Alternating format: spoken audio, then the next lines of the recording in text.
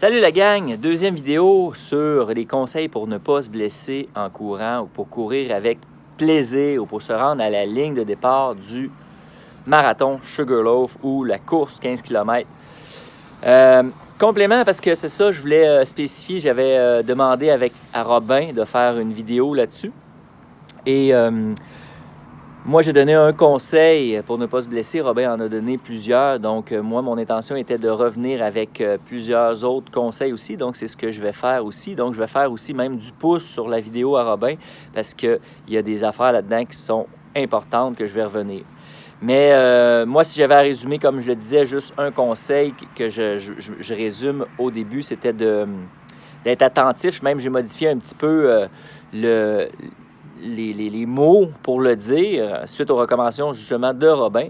Être attentif aux sensations de notre corps, analyser les sensations avec notre tête, OK, pour enquêter, savoir pourquoi notre corps a des sensations comme ça, et après ça, agir avec notre cœur si notre tête n'est pas sûre, ou encore là, se faire conseiller si des fois on a de la misère à analyser. Donc, ça, c'était mon conseil numéro 1. Conseil numéro 2, qui est peut-être un peu plus terre à terre, ça on peut dire, parce que des fois, ça prend une certaine expérience ou une bonne connaissance de son corps pour bien écouter les sensations. Bien, c'est dans la progression, OK? Avoir une progression adéquate, OK? Robin l'a dit, il dit, le plan, il est parfait. Moi, je dis, faites attention, tu sais, le plan, il n'est jamais parfait parce qu'il y a plein d'autres petites choses qui peuvent stresser votre corps que le coach n'a pas de contrôle. OK? Fait que la progression dans tous les stress qui peuvent ajouter du stress dans le plan de course à pied, bien, il faut faire attention à ça. OK? Robin en a nommé quelques-uns. Je vais revenir sur certains d'entre eux. Quand vous allez progresser, bien, progresser en volume et après en intensité, ou l'inverse, ne faites pas les deux en même temps, OK? Progresser en intensité, gardez le même volume, ou progresser en volume et garder le même niveau d'intensité, OK? Fait que faites pas les deux en même temps, c'est deux stress en même temps. Si vous avez, par exemple, une nouvelle paire de souliers, il faut progresser aussi, il ne faut pas mettre ça, éliminer l'ancienne et apporter la nouvelle et courir 100% du temps avec la nouvelle. Nouveau stress, pas adapté. Vous allez dépasser votre capacité d'adaptation, c'est sûr. Fait qu'on introduit ça graduellement à petite dose, une fois par semaine. On rajoute 10%. 10% à la règle du pouce dans tout ce qui est progression. OK, 10% du temps d'une fois à l'autre de plus avec des nouveaux souliers. 10% de temps de plus d'intensité en gardant le volume ou 10% de plus de volume en gardant la même intensité à chaque fois. Après ça, on a la surface. Hein? Si vous courez sur un tapis roulant tout le temps, bien, comme on peut s'adapter à ça, mais il faut y aller progressivement. Puis c'est ça que c'est pas bon parce que quand on arrive au printemps, si on est 100% du temps, on a progressé adéquatement sur le tapis roulant pour être adapté. Mais si on tombe à 100% du temps sur la route au printemps, boum, blessure assurée. Okay? Et la même chose si on tombe de 0% tapis roulant à 100% du temps sur le tapis roulant, le stress est trop élevé pour votre capacité d'adaptation. On s'adapte à tout dans la mesure où vous laissez le temps à votre corps de récupérer. Okay? Les côtes sur les parcours de ce temps-ci, il y a énormément de longues sorties, donc le volume augmente dans le plan, mais le dénivelé aussi. Ça, il faut faire attention de ne pas augmenter les deux en même temps. Augmenter le volume sur le plat avant. Et quand le volume va être stable, bien, augmenter le temps dans les côtes, OK? Parce que les côtes en descente, ça fait mal aux genoux. C'est 7 fois le poids du corps de plus. En montant, c'est d'autres muscles qui travaillent. Les mollets, l'arche de pied travaillent plus. Donc, ça aussi, il y a une progression à faire. Puis, il ne faut pas tout progresser en même temps. 10% sur un facteur à la fois. Et ensuite, quand lui est stable, par exemple, le dénivelé, bien là, on peut monter le volume. Le volume est stable, on peut monter le dénivelé. Le dénivelé et le volume est stable, on peut introduire un nouveau soulier. On peut introduire un 10% de temps par semaine sur le tapis roulant. Après ça, 20. Puis là, après ça, par exemple, il faut se donner du temps pour sortir du tapis roulant. Mais encore là, on n'a pas vraiment le temps, fait que c'est mieux de faire une fois par semaine du tapis roulant puis se limiter à ça. OK? Fait que c'est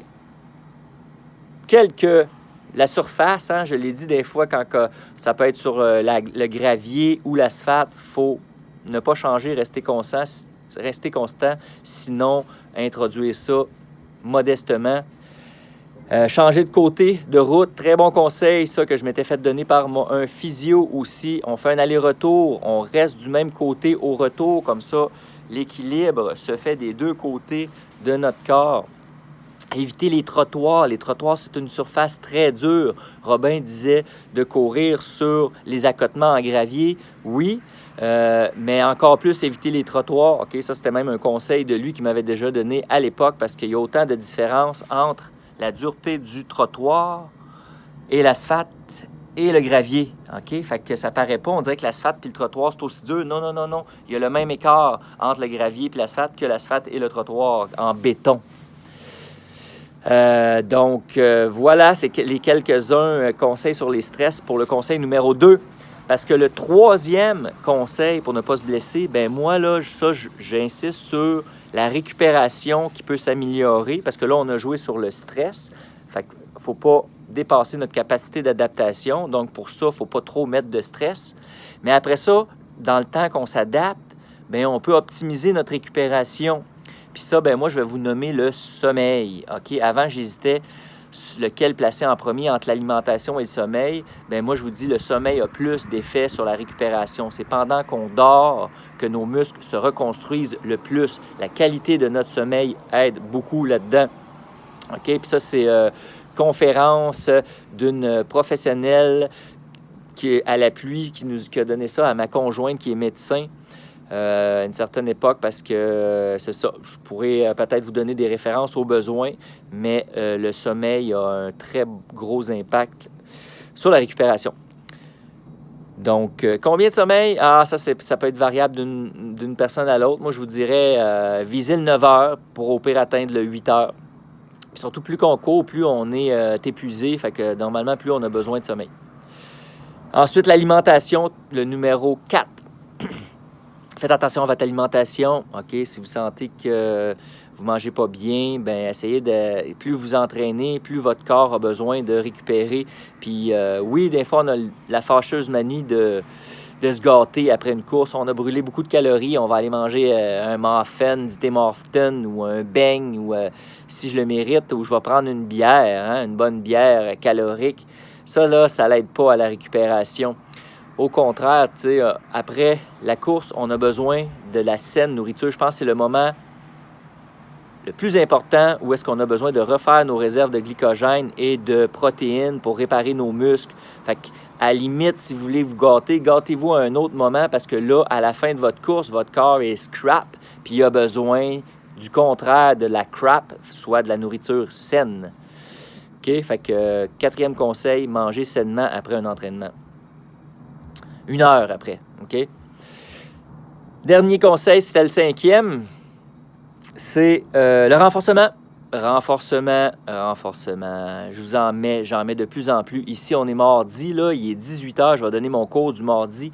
À cette heure, j'en mets dans mes cours du renforcement, les exercices de base qu'on devrait faire qui, souvent, quand on fait une fente, là, on ne fait pas juste du renforcement, on fait des étirements aussi, on fait de la mobilité en avançant en fente, on étire notre arche plantaire, nos mollets, on renforce nos quads. La fente, là, un excellent exercice.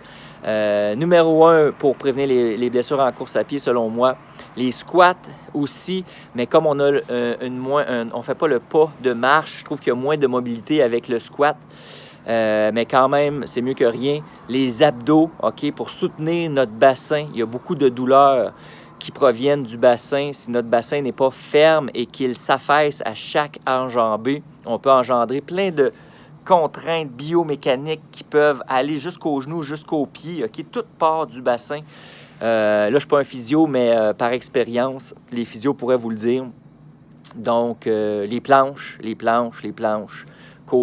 côté, les planches latérales, les planches dorsales, go, go, go. Renforcez-vous. Robin a dit aussi, justement, je reviens avec un conseil de sa vidéo, vous avez déjà eu des exercices d'un physio parce que vous avez une sensibilité à une partie de votre corps précise, bien, refaites ces exercices-là en prévention. On a tous une prédisposition à un endroit de notre corps qui a déjà été identifié. Ressortez vos exercices, faites-les en prévention, surtout quand votre volume ou votre intensité en entraînement augmente. Ressortez les exercices spécifiques de renforcement pour prévenir des douleurs que vous avez déjà eues. Wow! Ça, là, c'est magique. OK? Ça ne peut pas être plus adapté pour vous. Donc, voilà, je résume les 5 conseils. 1, en ordre de priorité, écoutez votre corps. 2, progression adéquate avec tous les stress et la récupération. La récupération qui se fait par 3, le sommeil. 4, l'alimentation saine après entraînement. Et 5, on vient se renforcer. Bye.